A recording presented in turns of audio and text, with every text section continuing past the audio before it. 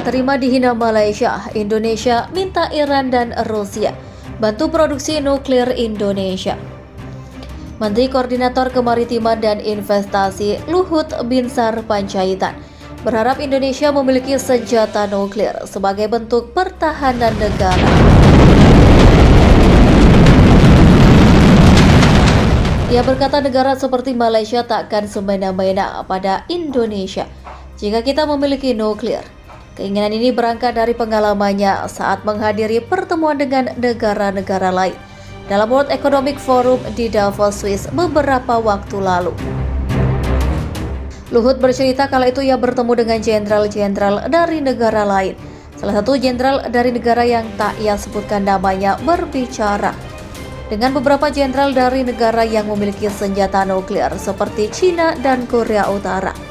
Menurut Luhut dalam perbincangan dengan jenderal Malaysia itu, Indonesia tidak diajukan, sedangkan kita Indonesia tidak dianggap. Kala itu Luhut ingin mendekati seorang jenderal, ia berniat menjelaskan bahwa Indonesia memiliki seluruh potensi termasuk nuklir.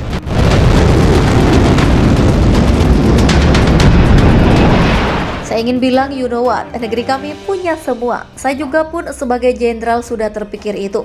Ingin juga punya nuclear power atau daya nuklir.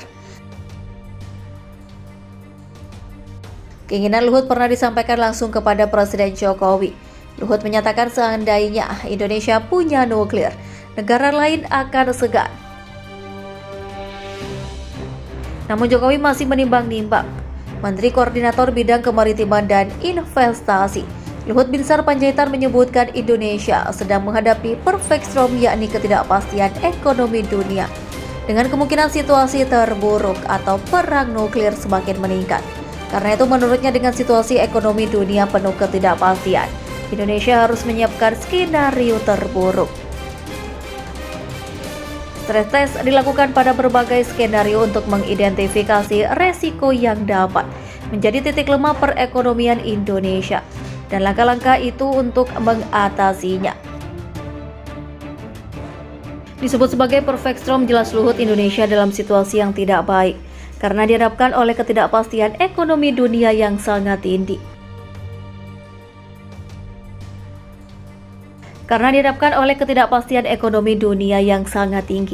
Today is perfect storm. Kita akan menghadapi perfect storm ini. Jadi tolong kita semua hati-hati. Ketidakpastian ekonomi dunia sangat tinggi. Ia mengatakan pemerintah akan melakukan stress test di berbagai bidang, apalagi ada ancaman perang nuklir. Karena situasi ketidakpastian ini, Indonesia harus menyiapkan skenario terburuk. Dan kami kemarin sepakat untuk melakukan stress test di berbagai bidang. Kalau terjadi sampai pada tactical nuclear weapon, kita harus lihat apa yang harus dilakukan. Konflik geopolitik antara Rusia dan Ukraina masih belum menunjukkan tanda-tanda akan berakhir.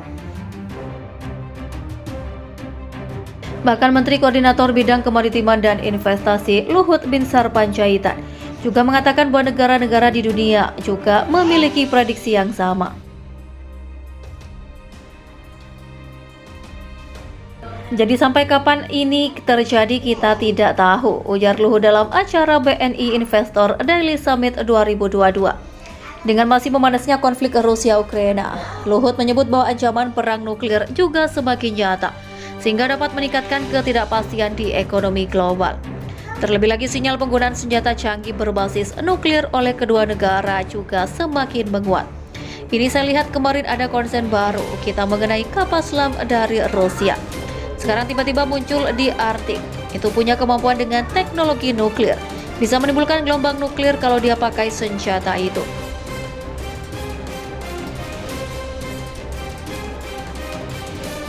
Ia menilai kondisi tersebut juga akan menambah gejolak pada perekonomian global. Sebut saja suplai komoditas pangan dan energi yang ikut terganggu. Ketegangan geopolitik antara Rusia dan Ukraina akan semakin memperburuk tekanan ekonomi dan politik global. Pasalnya kedua negara tersebut memiliki peran strategis dalam hal perdagangan internasional. Asal tahu saja Rusia merupakan negara pemasok minyak mentah terbesar ke dunia. Sehingga ketika terjadi perang, maka harga minyak dunia juga melambung tinggi.